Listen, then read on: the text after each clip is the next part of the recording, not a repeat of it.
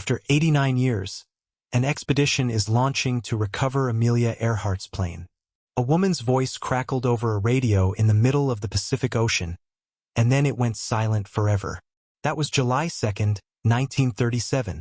89 years later, in October 2026, a 16-person team is boarding a boat in Tarawa, Kiribati, carrying a magnetometer, sonar equipment, and a dredge, sailing more than 800 nautical miles toward a speck of coral almost nobody has ever set foot on. They are going there because of a strange shape sitting in a shallow lagoon, a shape that has been visible in satellite photos since 2020, a shape some believe uncovered itself after a tropical storm. One of the world's most respected Earhart researchers looked at that shape and said it's probably nothing more than a fallen coconut tree. Another team, backed by one of America's biggest universities, believes it might finally be time to find out for sure.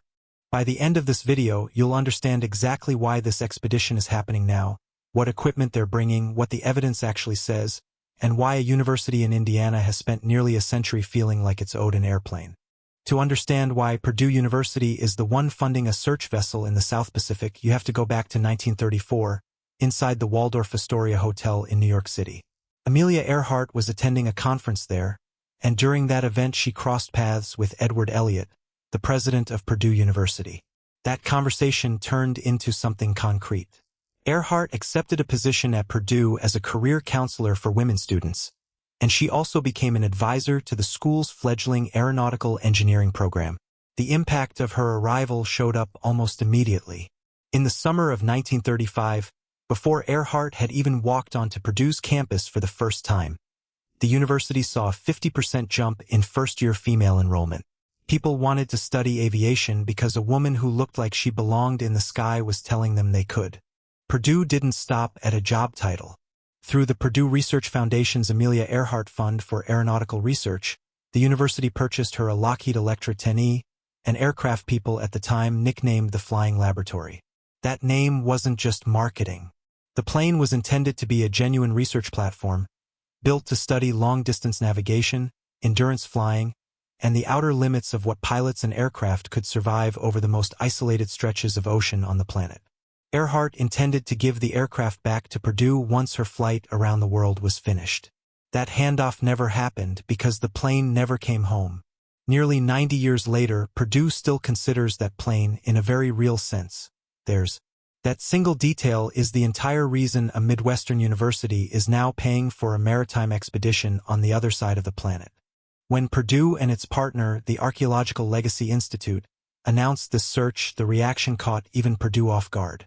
According to figures the university released, the initial announcement generated the largest single-day earned media response in Purdue's entire history, surpassing even the attention the school received during the total solar eclipse of April 2024. On the first day alone, the story appeared in more than 2,700 media placements, with an estimated potential reach north of 3 billion people. That number is almost impossible to picture. A university said it was going searching for an old airplane, and roughly half the planet's population was, in theory, within reach of that headline. So let's talk about what actually happened on July 2nd, 1937, because the details matter more than most people realize. Amelia Earhart and her navigator, Fred Noonan, took off that morning from La, New Guinea, aiming for Howland Island, a strip of coral roughly 2 miles long and half a mile wide sitting almost dead center in the vastness of the Pacific. Howland rises barely 20 feet above sea level. From altitude, once you're more than a few miles out, an island that low can simply disappear into the glare of open water. Earhart and Noonan were trying to hit that target after flying more than 2,500 miles, using nothing but dead reckoning and celestial navigation with a sextant. There was no radar. There was no satellite positioning. Their radio direction-finding equipment, which was supposed to help guide them home, was unreliable that day for reasons researchers are still arguing about. The United States Coast Guard cutter Itasca was stationed near Howland specifically to talk Earhart down using radio. As the morning wore on, her transmissions grew more urgent. She and Noonan believed they were close to the island, but they couldn't see it, and their fuel supply was shrinking fast. Here's the part of the story that still makes people wince. The Itasca could hear Earhart's voice clearly. At certain points her signal was strong enough that the crew genuinely believed she had to be almost directly overhead. But Earhart could not hear their responses. A ship had been positioned in exactly the right spot to guide her home. Its crew could hear her calling out, and there was nothing they could do to answer back in a way she could receive. At 8:43 that morning, Earhart transmitted her final confirmed message, stating that she was running on the line 157-337. That phrase refers to a navigational line of position, calculated from a sunrise sighting, running from northwest to southeast across the ocean. A single sun sighting couldn't pinpoint an exact location, but it could confirm the aircraft was somewhere along that specific line, giving a pilot a heading to fly in hopes of stumbling onto land. To the northwest along that line was nothing but open ocean. To the southeast, roughly 350 nautical miles away, sat an uninhabited atoll then known as Gardner Island. That distance is significant because depending on how much fuel remained, the Electra may have had just enough range to reach it. Gardner Island is known today as Nikumaroro, and it has sat completely uninhabited since a small colonial settlement there was abandoned in 1963. Within days of Earhart's disappearance, the United States Navy launched what was, at the time, the largest and most expensive air and sea search operation in American history, deploying 9 ships and dozens of aircraft to comb roughly 250,000 square miles of ocean. On July 9, 1937, exactly 7 days after the Electra vanished, aircraft launched from the battleship USS Colorado flew directly over Gardner Island. The pilots noted signs of what looked like recent habitation. They saw no aircraft. Nobody signaled to them from the ground. Concluding the island was simply uninhabited, they moved on, and no search party ever landed to check. At the time, that call made sense. Gardner Island had a documented history of prior settlement attempts, so cleared brush or old structures didn't automatically suggest 2 stranded castaways. But if the Nikumaroro theory is correct, it means American naval aviators flew directly over Amelia Earhart on July 9, 1937, looked down, decided what they saw was old news, and left. It's worth being fair to those pilots, though. They were flying a float plane launched by catapult off a battleship, scanning a small island covered in dense scrub, with limited time and a massive ocean still left to search. Spotting a downed aircraft partially hidden by trees or resting low on a reef flat from the air is genuinely difficult, and if Earhart and Noonan were sheltering from the sun under vegetation at that exact moment, the entire outcome of the search might have hinged on something as small as 90 seconds. 3 years later, the mystery took an even stranger turn. In 1940, a British colonial officer named Gerald Gallagher was helping establish a new settlement on Gardner Island when he discovered part of a human skeleton near the island's southeastern tip. What was found alongside those bones is why this discovery still matters today. A sextant box and a woman's shoe. Gallagher understood he might be looking at something significant, and the remains were shipped to Fiji, where Dr. David Hoodless examined them in 1941. Using 7 measurements, Hoodless concluded the skeleton belonged to a man. Sometime after that, the bones themselves were lost and have never been recovered, which means modern DNA testing is permanently off the table. For decades, that seemed to close the door, but the paperwork survived. In 1998, forensic anthropologists Karen Burns and Richard Jantz revisited Hoodless' original measurements and concluded the remains were more likely to have belonged to a woman matching Earhart's build than not. In 2015, researchers Pamela Cross and Richard Wright published a rebuttal defending Hoodless' original conclusion. Then in 2018, Richard Jantz published a fresh statistical analysis in the journal Forensic Anthropology, applying modern quantitative methods to those decades-old measurements. His conclusion: the bones showed closer similarity to Earhart than to 99% of individuals in a large reference population. Jantz wasn't claiming those bones definitely belonged to Earhart. He was showing that the original 1941 conclusion, reached with the far more limited forensic science available at the time, simply wasn't reliable enough to rule her out. Now, any honest account of this mystery has to include the strongest argument against it, and it's a serious one. In 1929, years before Earhart's disappearance, a British steamer called the Norwich City wrecked on the reef at the opposite end of Gardner Island and caught fire, killing 11 men, with 8 crew members never recovered.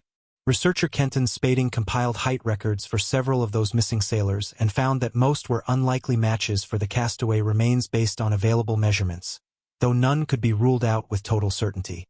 There's a second complication, too. Gardner Island was actively settled as a colony from 1938 to 1963, and burials from that period have been exposed by erosion over the decades. That means any human remains reported on the island after 1940 could just as easily trace back to a colonial-era burial as to anything connected to Earhart's disappearance. Add to that the simple, unglamorous explanation that the Navy itself accepted back in 1937. Earhart and Noonan searched for a target they couldn't find, ran out of fuel over open water, and went down in the Pacific, which is deep enough and vast enough to swallow an aircraft completely and permanently. That explanation requires no castaway camp, no missed rescue, no eerie timing. It's simply the most statistically probable outcome for a plane that runs out of fuel over thousands of miles of open ocean, and it's why a separate deep-sea search effort has focused specifically on the seabed near Howland Island itself. For the researchers who believe Nikumaroro is the answer, the case has been built patiently over nearly 4 decades, not through a single smoking gun discovery but through repeated archaeological expeditions. Rick Gillespie first traveled to Nikumaroro in 1989 and has since led or coordinated roughly a dozen expeditions there, most of them focused on a location at the island's southeastern end known as the Seven Site, the same general area where the 1940 skeleton was reportedly found. Researcher Thomas King has framed the argument this way. For the castaway theory to be wrong, an entire chain of separate coincidences would have to line up simultaneously. Someone would have had to camp at that exact site, catch and cook fish there, open shellfish using techniques inconsistent with local Pacific Islander practices, arrange bottles upright around a fire pit, leave behind American-made cosmetic containers, and just happen to match Earhart in height, sex, and ethnicity, unless the Burns and Jantz reanalysis of the bone measurements was simply mistaken. That said, the Seven Site has real, well-documented problems. The area was disturbed multiple times over the decades. British colonists cleared land and logged hardwood there in the early 1940s, and later that same decade, American Coast Guardsmen stationed on the island appear to have used the area for bird hunting and target practice. Every artifact recovered from the site has faced serious scrutiny and pushback. Critics argue that a pattern built from individually weak pieces of evidence can still be weak overall, and that American-made objects turning up on a Pacific island that saw shipwreck survivors, colonists, and military personnel across several decades isn't inherently unusual or mysterious. Which brings us to why an entirely different object, sitting in the island's lagoon rather than on land, is the reason someone is finally getting on a boat this October. That object, now generally referred to as the Taraya object, first appeared clearly in satellite imagery around 2020, though some photographic evidence suggests something has occupied roughly the same spot in the lagoon since as far back as 1938. Researcher Rick Pettigrew, who leads the Archaeological Legacy Institute, studied that imagery alongside decades of documentary and photographic records and concluded the anomaly deserved direct, hands-on inspection. Rick Gillespie, despite decades spent building the broader Nikumaroro case, sees this particular object differently. When he spoke publicly about it, he suggested the shape in the lagoon is most likely a downed coconut tree, nothing more. It's a reminder that even among researchers who broadly agree Earhart may have ended up on this island, reasonable experts can look at the exact same low-resolution satellite image of shallow tropical water and walk away with completely different conclusions. Still, one fact is hard to ignore. Whatever that object is, it's been sitting there long enough for someone to finally go check. Getting permission to check it took far longer than anyone expected.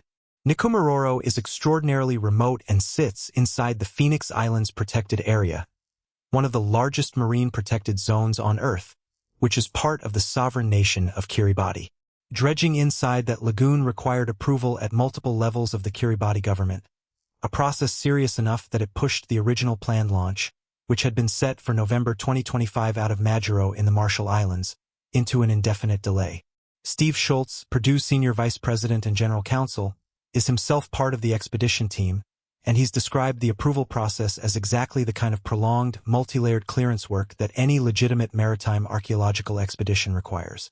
Kiribati government representatives are included among the 16 people making the journey this time, which is both the appropriate arrangement and very likely part of what finally unlocked approval. The revised plan now has expedition members flying out of Purdue's own airport, home to the Amelia Earhart terminal, on October 3rd, joining the rest of the 16-person crew in Tarawa around October 6th. From there, the team departs by sea around October 7th, sailing roughly 830 nautical miles to reach Nkumororo, followed by several days working on site. The crew includes archaeologists, maritime specialists, medics, filmmakers, safety and diving personnel, and Kiribati representatives, alongside 3 Purdue-affiliated members: Steve Schultz, alumna and former Virgin Galactic astronaut Sarisha Bandla, and fellow alumnus Mark Hagel. The actual search plan is far more methodical than the phrase treasure hunt usually implies, and understanding the process matters because it shapes how much weight any eventual result should carry. The expedition unfolds in 2 phases. Phase 1 is remote sensing. The team will run a magnetometer survey to detect any ferrous metal buried beneath the lagoon sediment, then use side-scan sonar to map the physical shape of whatever is resting on the lagoon floor, followed by a sub-bottom profiler that sends acoustic energy downward to reveal what's hidden beneath the surface layer rather than just what's visible on top. Together, those 3 tools should indicate whether metal is present at all and roughly what shape it might be. Only after that does Phase 2 begin, target identification. The team plans to establish a 50-meter survey baseline, use a hydroprobe to test how deeply any object is buried, and then carefully dredge the site. Every single bag of sediment brought up will be screened and examined rather than simply discarded, and any exposed features will be documented, photographed, and filmed in place before removal. That screening process is slow, expensive, and genuinely tedious, but it exists for one reason. Small fragments often tell the biggest stories. A specific rivet pattern, a particular aluminum alloy composition, or a manufacturer's stamp can be checked directly against the known specifications of a Lockheed Electra 10E. The team doesn't necessarily need to recover an intact aircraft. In theory, one identifiable piece could be enough, provided it can be conclusively tied back to Earhart's specific plane. So what happens when the boat actually gets there? Realistically, there are 3 outcomes. The most statistically likely scenario is that the object turns out to be exactly what Rick Gillespie suspects: a fallen coconut tree, a coral formation, or perhaps debris connected to the earlier Norwich City shipwreck, in which case the Taraya hypothesis ends quietly after a few days of survey work. A second, messier possibility is that the object does turn out to be metal, but too corroded or ambiguous to trace back to any specific source, which would likely keep the debate alive for years without resolving anything. And then there's the outcome everyone quietly hopes for: that the magnetometer picks up something shaped unmistakably like aircraft wreckage, and the sonar returns a profile consistent with a Lockheed Electra 10E. If that happens, one of the longest-running missing person cases of the 20th century could effectively close, 89 years after it began, in a lagoon most people have never heard of, in a nation most people couldn't point to on a map. Before wrapping up, it's worth remembering exactly who Amelia Earhart was outside of the mystery surrounding her disappearance, because that part of the story sometimes gets lost. She became the first woman to fly solo across the Atlantic Ocean in May of 1932, completing that 15-hour crossing in a single-engine Lockheed Vega while dealing with icing, a cracked engine manifold, and a fuel leak, before landing safely in a field in Northern Ireland. In 1935, she became the first person of either sex to fly solo from Hawaii to the American mainland, a flight considered even more dangerous than her Atlantic crossing because of the sheer distance over open water. By the time her Electra disappeared, she was 39 years old and roughly 2/3 of the way through an attempted 22,000-mile circumnavigation of the globe along the equator, one of the most ambitious flights ever attempted at that point in aviation history.